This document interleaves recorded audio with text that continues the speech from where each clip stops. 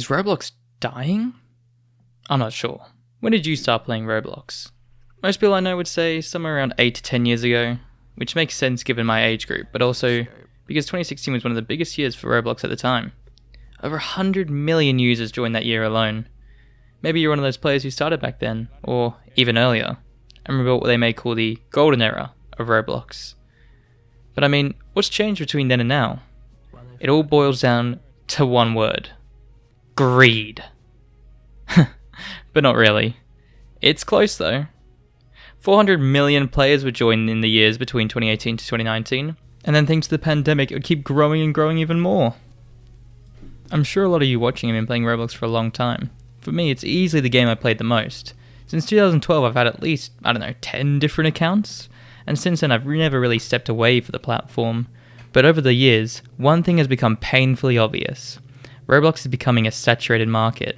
The sheer amount of reused, low-effort, slop content is just overwhelming. That's not to say Roblox games haven't improved. It's really far from it. We've seen a shift from simple simulators and tycoons to high-budget, multi-million-dollar productions. But despite the growth in quality, something just feels off. It's almost as if the soul of Roblox itself is the one that's disappearing. Oh, what the fuck? So when was Roblox truly at its best? I mean, older players might argue it was the classic era from about the years 2006 to 2012s, the day when it was just a blocky Lego game with simple yet, creative experiences. Others might say 2013-2015, when games really started to bloom and become more complex and legendary titles were born. Games like Murder Mystery, Flood Escape, Work at a Pizza Place and Prison Life weren't just fun, they were defining moments in Roblox history. For me, this era was the peak of Roblox. It's where I, and I assume many of you, got the start from. This period wasn't just a personal nostalgia trip, it was a time of actual prosperity for the Roblox community, and the numbers really do back it up. Between 2015 and 2016, Roblox user base grew by a staggering 263%, followed by another 167% increase the next year. In total, nearly 250 million new players joined the platform in just those 2 years alone. It was also the first time Roblox exploded on YouTube. Massive content creators either emerged or pivoted to Roblox content. We saw names like Dennis Daly, Creecraft and even Flamingo, who created his channel after retiring from his old one, Albert Stuff. Even LankyBox started gaining traction.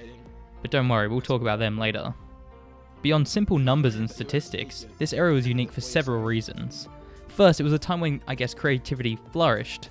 Developers were pushing boundaries, creating more unique experiences, rather than simply replicating existing trends. The player base was highly engaged, with many users experimenting with game creation for the first time. Unlike today's corporate-driven landscape, indie developers had a genuine chance to shine without needing major funding. Additionally, the community was at its strongest.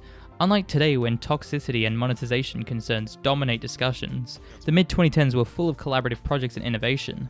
Players built games out of passion rather than profit, and even the platform itself felt more community-driven, rather than being dictated by aggressive monetization strategies.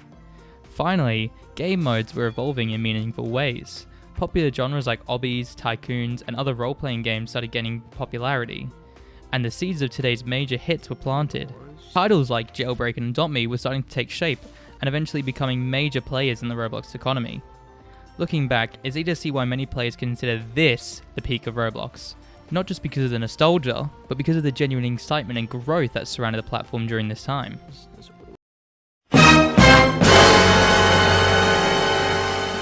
One of the most noticeable shifts in modern Roblox is the aggressive push for microtransactions.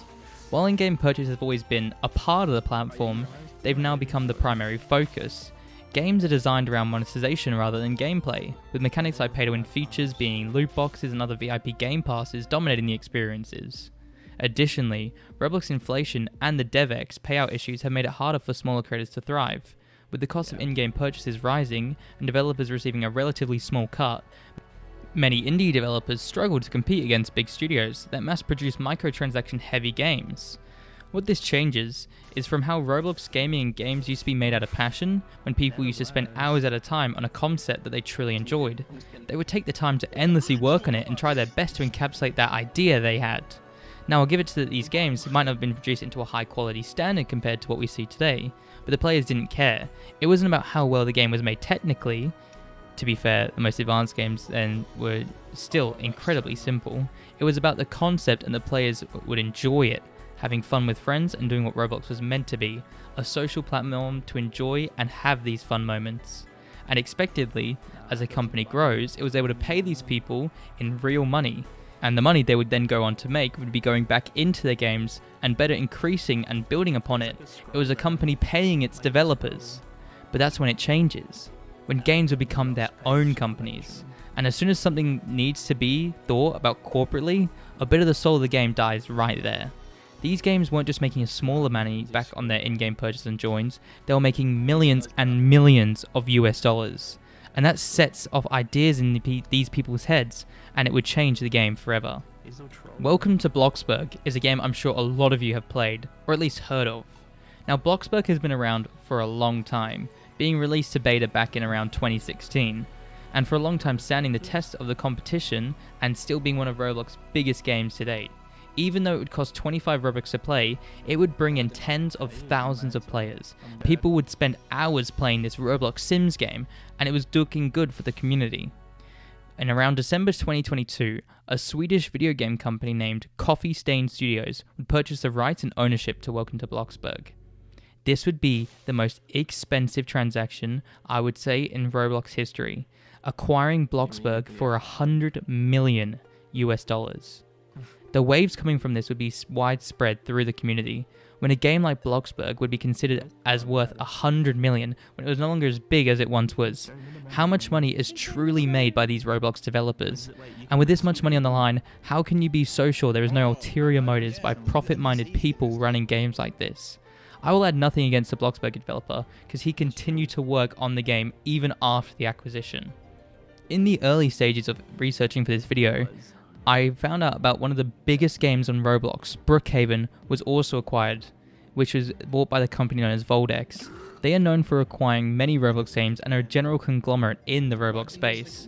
There are no official published numbers, but just by the size of the game and the absolute profitability it would have had, it being more than 100 million US is highly possible. Also while researching this video, we had Jandel's Grow a Garden and Steal a Brain Rot take over the front page of Roblox, killing what at the time was the next topic, the gambling games.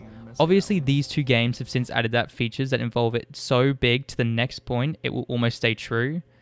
Also games being bought by conglomerates is hyper normal, so thanks to Doobig and Jandel for this.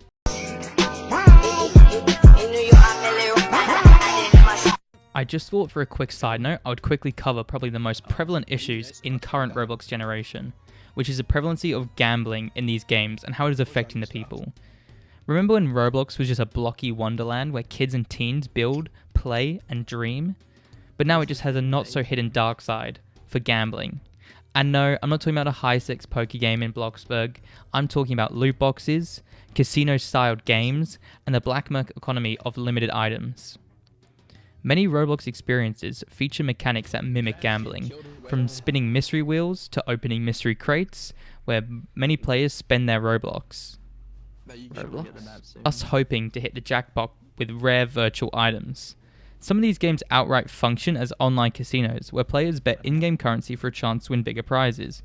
In fact, a study by Parents Together found that over 60% of children using Roblox have engaged with gambling mechanics, often without even realizing it. The issue is further exacerbated by third-party trading sites, where digital items, sometimes worth thousands of real-life dollars, are bought, sold, and even wagered.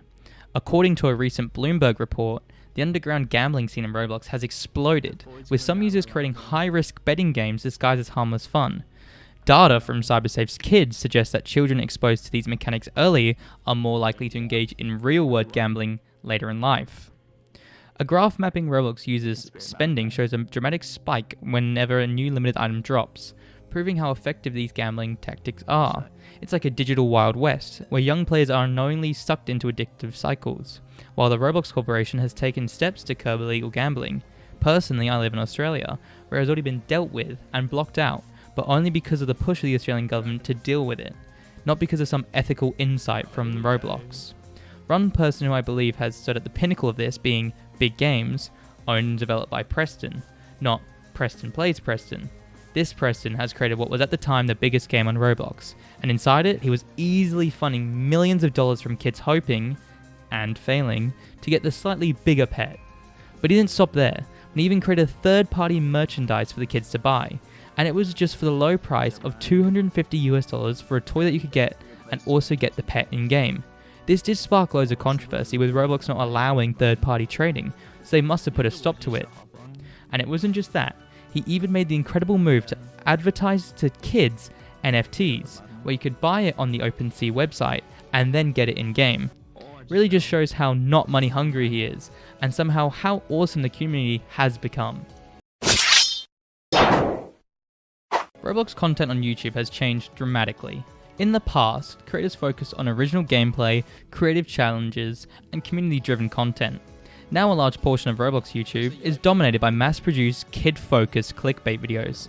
Channels like LankyBox churn out daily uploads with exaggerated reactions, over-the-top thumbnails, and really minimal real gameplay. These massive Roblox YouTube channels are basically content farms for clicks, views, and retention, filling their content with dopamine-induced colors and remarks, finding new ways to captivate an ever-expanding audience, bringing in some 700 million views a month, easily earning millions per month on average. But do I blame them for it, or any other channel for chasing a bag like this when it comes to YouTube? I don't think they're being helping by making it, but no, it's on YouTube for the way it's treated. The content shift is practically driven by YouTube's algorithm favoring quantity over quality. Creators are incentivized to produce as much content as possible, even if it means sacrificing some of their own creativity. And trust me, I know it's true. It takes 5 seconds to see what type of content I was doing before I invested time to make a passion product like this video was to me, to spend time into something I loved and enjoyed for so long, just to explain the change of what it's becoming. Anyway, rant over, back to the main story.